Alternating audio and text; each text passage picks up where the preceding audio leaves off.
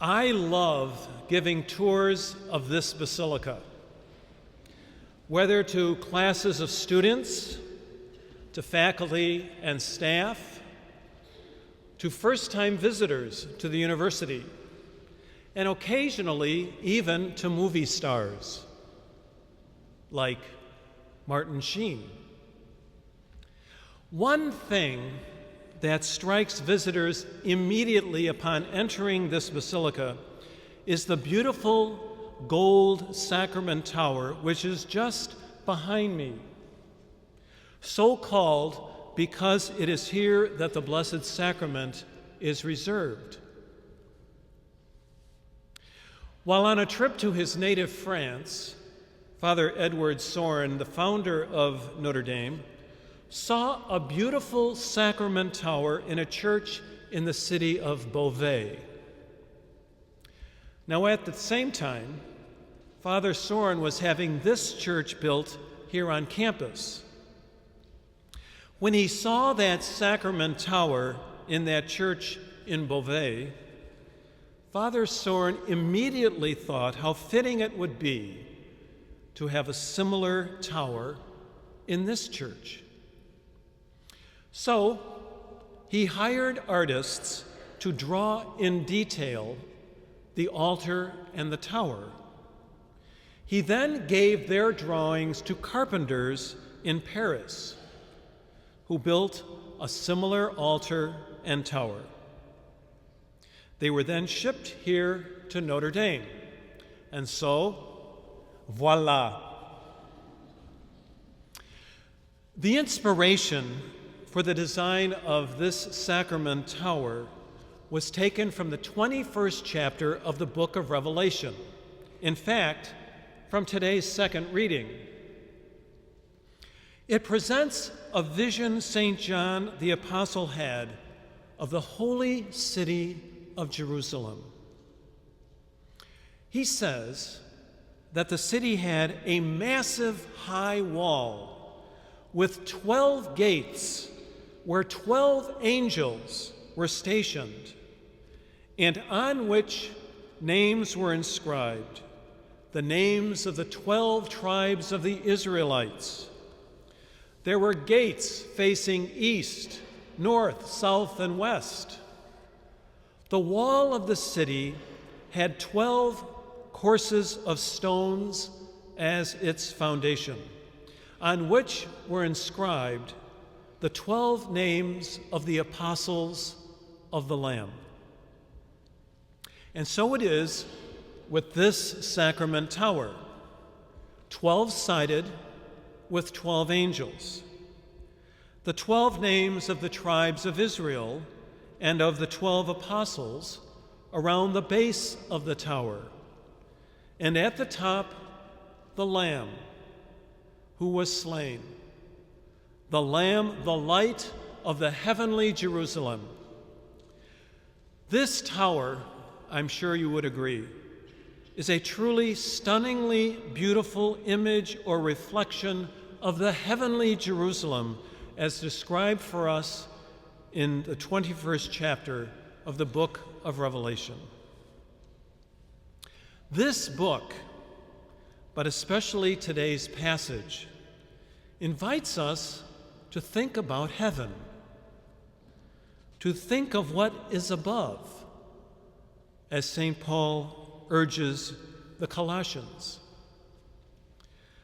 The highly symbolic book of Revelation was written when early Christians were suffering under a bitter persecution, to give them encouragement and hope.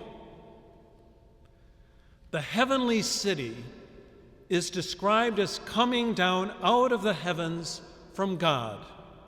In other words, God is its source, and it is not here yet, but on its way for those who are faithful, especially during a period of persecution.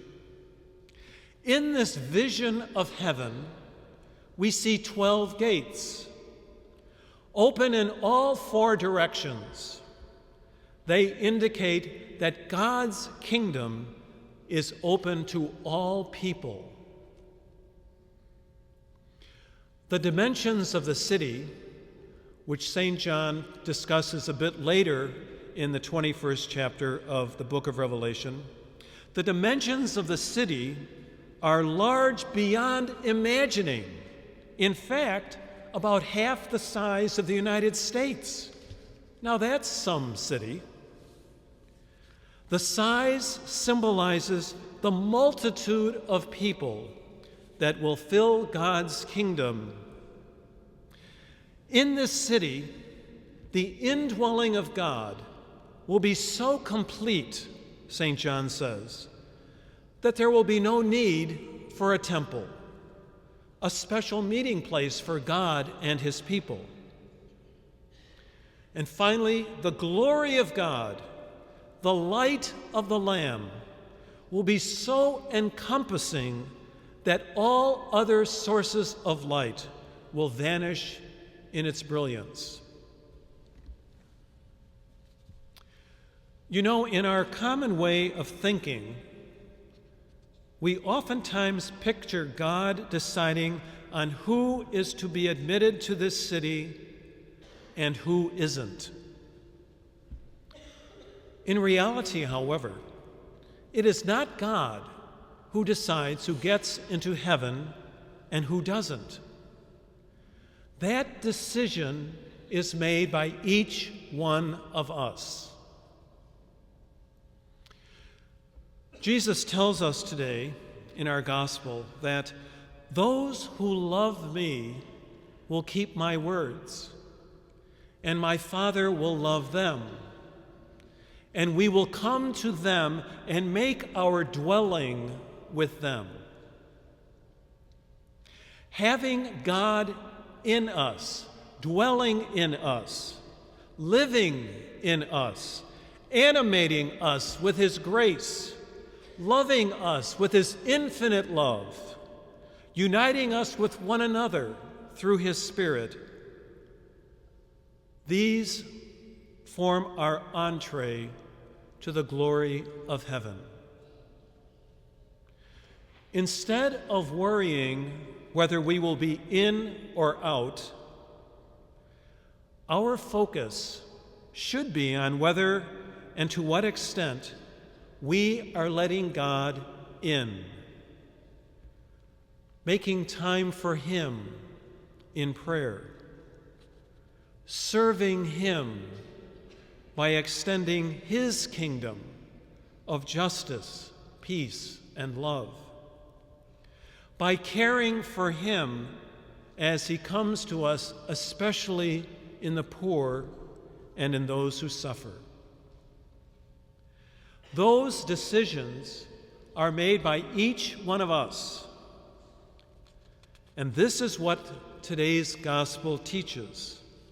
Something has to happen in us before we can, quote, get into heaven.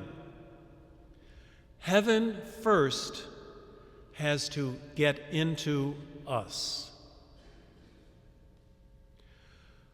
The resurrection of Jesus has radically transformed the way we live together and the way we live with God.